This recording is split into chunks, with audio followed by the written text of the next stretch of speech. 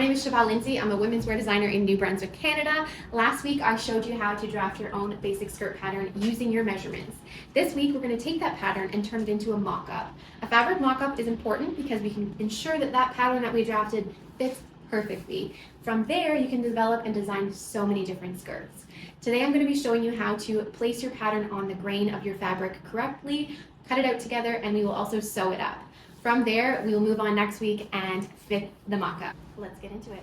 To make your basic skirt mock-up, you're going to need your pattern, some fabric, a measuring tape, a pair of fabric shears, something to mark with. I recommend using chalk or a pencil for this. I'm using markers so you can see my lines. Some straight pins, and that is it. So for your fabric, I would typically use like a muslin or an unbleached cotton, but I don't have very much today, so I'm going to use just some scrap green cotton I have. Before we get into actually cutting out the pattern, I want to show you a few things about fabric just in terms of bias and grain. So if you remember, back on our pattern, we've marked these lines, which are straight of grain, and we also marked a line called cut on fold. So when you purchase your fabric, you'll notice that there is a fold typically. So I like to leave that in because when you cut, you'll cut two pieces at once. For placing the pattern, we need to keep in mind that this is the grain. So in line with your selvage edge. So a selvage edge, you'll notice here, is like the factory finish. So this is where it's attached on when it's getting woven. So in line with the selvage edge is your grain line. So you'll place your pattern in line with that grain line or in line with this folded edge. If you were to place your pattern a little bit off, if it wasn't on the grain, you could end up on the bias, which means it would have some stretch to it, which is great for some dresses and gowns, but for the purpose of building a mock-up, you really want it to be similar to what your finished product will be, and we want it to be on the grain. Okay, so let's get into it. We're gonna start by grabbing our basic skirt front pattern piece, and then we're going to pay attention to this cut on fold line. We're going to take that line and butt it right up against the edge of that fabric. When you do that, you can either use pattern weights or straight pins, hold it in place. If you start with this fold, then you can secure and make sure it's lined right up with that fold, and then you can continue pinning on the other side.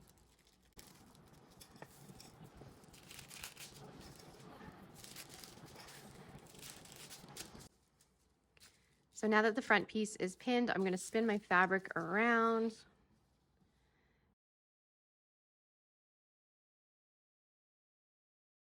Now we have this grain line, and this is where your measuring tape is going to come in handy. In order to ensure that this is perfectly on grain, what you're going to do is place your pattern piece. We will put a pin in at one end of the arrow. And then I'm going to grab my measuring tape and measure from this line, from our straight of grain line down to the selvage edge. So I'm looking at 17.5 centimeters. So now we want to kind of rotate this to make sure this end is also at 17.5 centimeters. So now it is, and I'll put a pin in here to secure. Now we know this straight of grain line is in line with the grain. So now we can go ahead and pin around the outer edge of the pattern.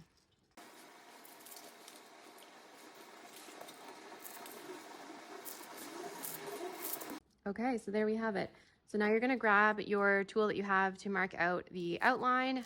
Piece of chalk is best if you're doing a good copy. But since this is going to be a mock-up, I'm using marker. So let's go ahead and trace this out. We also want to make sure we're marking each component of the dart. This part we will mark after. I do also like to mark the hip line just to make sure it's falling in the right place when we do the fitting.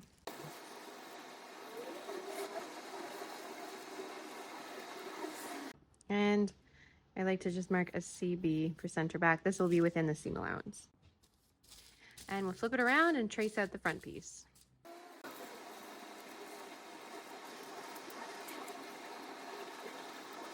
Okay, so now that we have that marked, we want to talk about seam allowance. So if we were to just cut this right on the line, this is going to be too small because we have not added any extra to sew on or to have inside of the seams.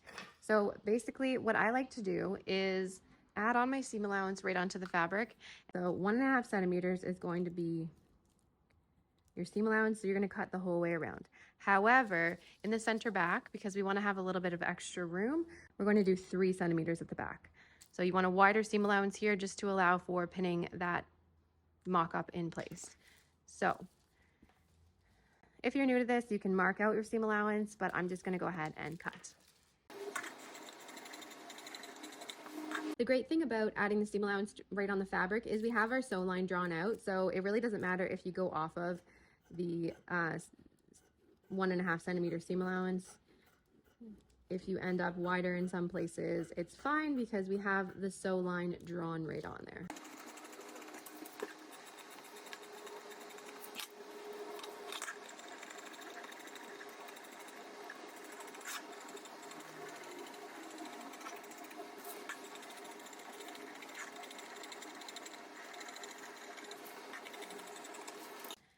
Okay, so now to get this point, which is the length point of our dart, you want to take a pin,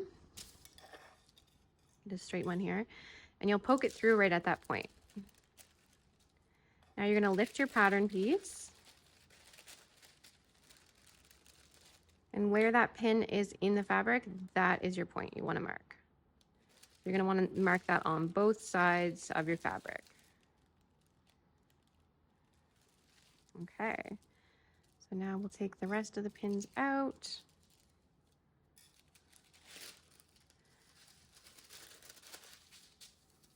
And do the same to the front piece.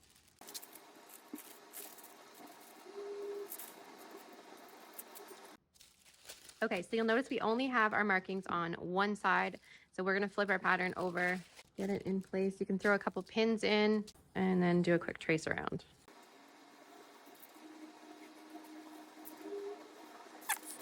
Okay, so you're gonna open up your front piece and then we'll grab a straight edge and we wanna connect that hip line straight across. And then we want to also do the same, connect the dots for your darts. Now, if you're using an erasable pen or chalk, it's gonna be a little more precise than my marker, which will give you better lines. Okay, so there we have our front piece. I do like to always add a CF for center front. Set that one aside and move on to the back.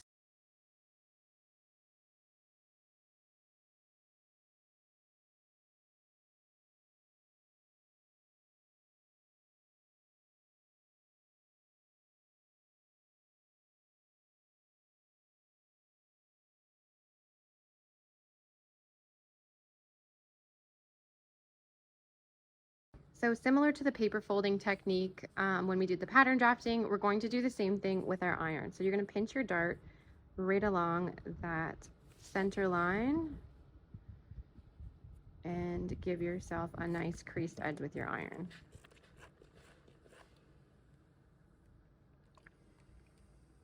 And you'll do that to all of your darts.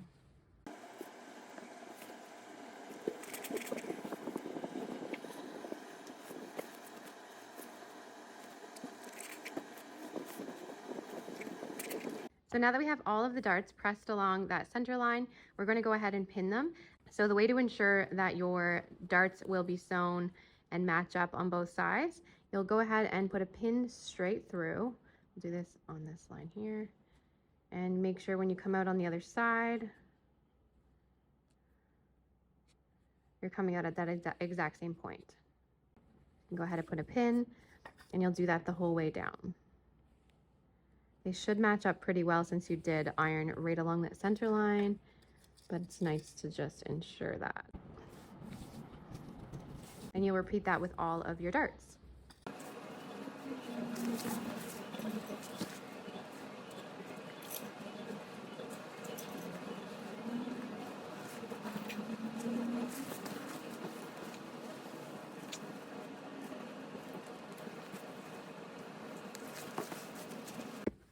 All right, now we're gonna take these over to the machine.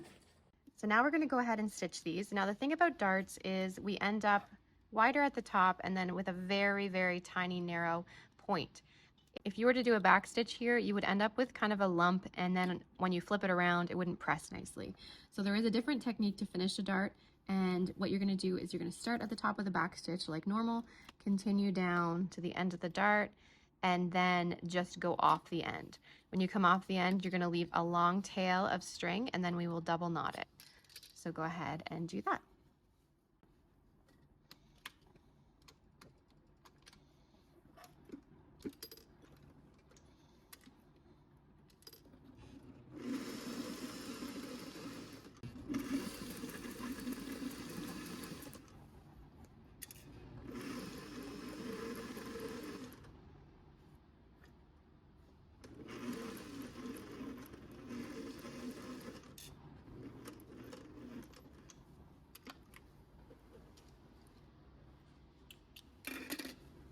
And then take those tails, separate them, and tie.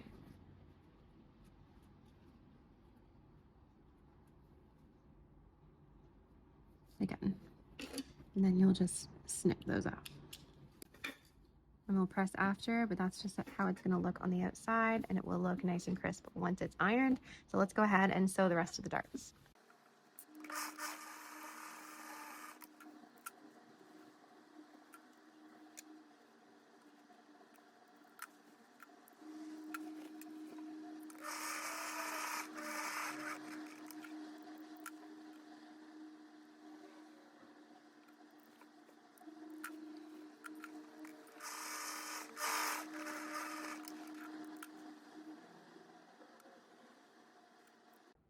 So now that all of our darts are sewn, we're going to go to the iron just to make these nice and flat.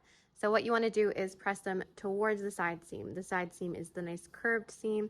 On the front, outwards towards the side seams, and on the back, outward towards the side seams. Let's go iron.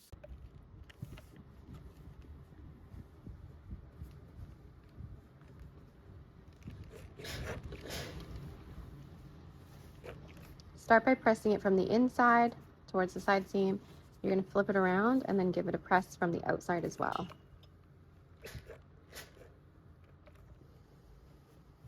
Look how much better that looks. Go ahead and iron all of them.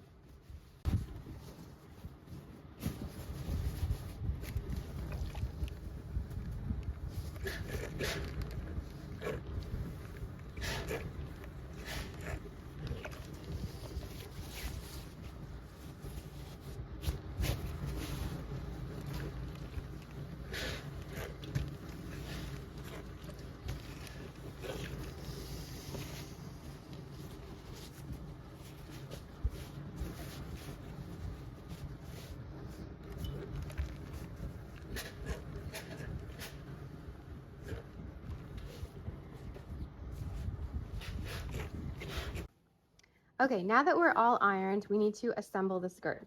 So we're going to start by taking our front piece, which is the full piece, and we're going to flip it right side up. Right side is the one where there are no exposed seams. So right side up, lay down that front piece. Now you're going to take each individual back piece and lay it on top with the right side facing in. So you're going to have the nice finished darts facing each other with your lines all on the outside.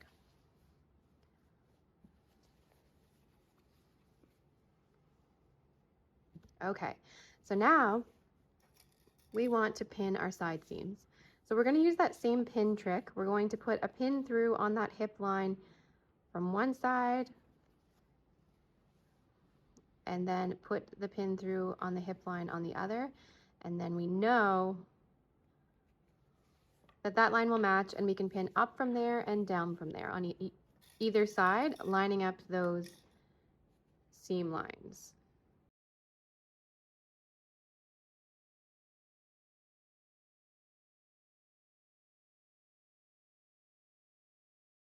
This is what I like about having those seam lines drawn on, is you can ensure that you are lining up correctly. Now, because we are using a pattern with no seam allowance included, your seam allowances might not match up, but as long as you're poking your pin through, making sure those lines are matching, none of this part matters. We can trim the excess seam allowance after.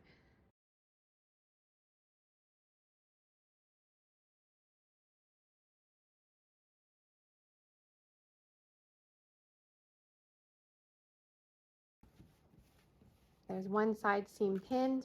Now we're going to deal with the other side seam.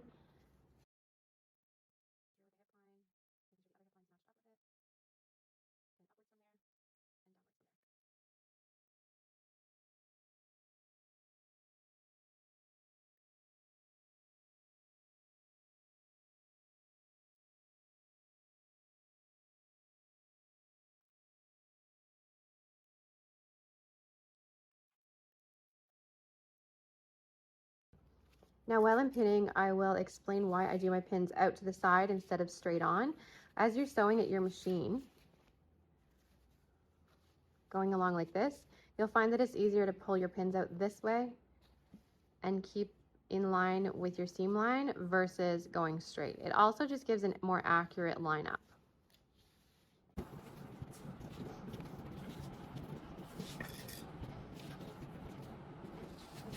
Okay, both of our side seams are pinned. Now we're going to head over to the machine. You'll start with a back stitch at the top and end with a back stitch at the bottom, locking in your stitches to make sure it doesn't fall apart. Your stitch length can be around 3.5 or 4, so it's easy to come out if you need to make adjustments to the mock-up, which typically you do. So let's go ahead and get it sewn up.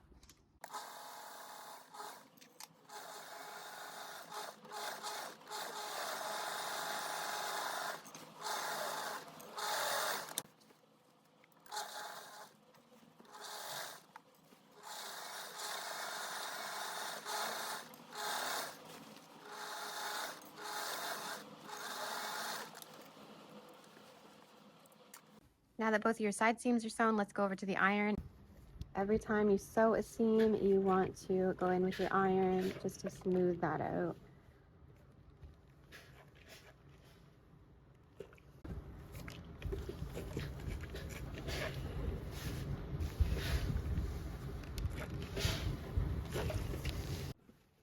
Now the last thing we need to do is sew up the back seam. We don't want this totally sewn up because we want to be able to get into the mock-up. Because this is a mock-up, so it's not a finished garment we'll be wearing, there's not going to be a zipper put in, but we're going to treat it as though there is. So we're only going to sew up as far as that hip line is. So you can do that same pin trick, putting your straight pin through at the hip line and matching it up with the other side of the hip line. And that's your indicator to stop at that point. So you can pin down from there, and then we'll go ahead and sew that center back seam.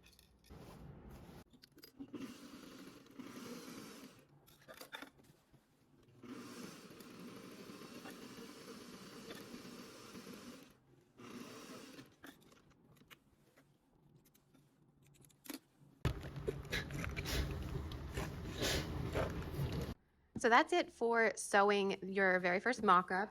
One other thing I will do is I always add my name because there are lots of mock-ups floating around my studio, and then the date. The reason the date is important because you'll end up having more mock-ups, so you can refer back and know which date that you sewed this mock-up. So the next step would be fitting this mock-up and making adjustments.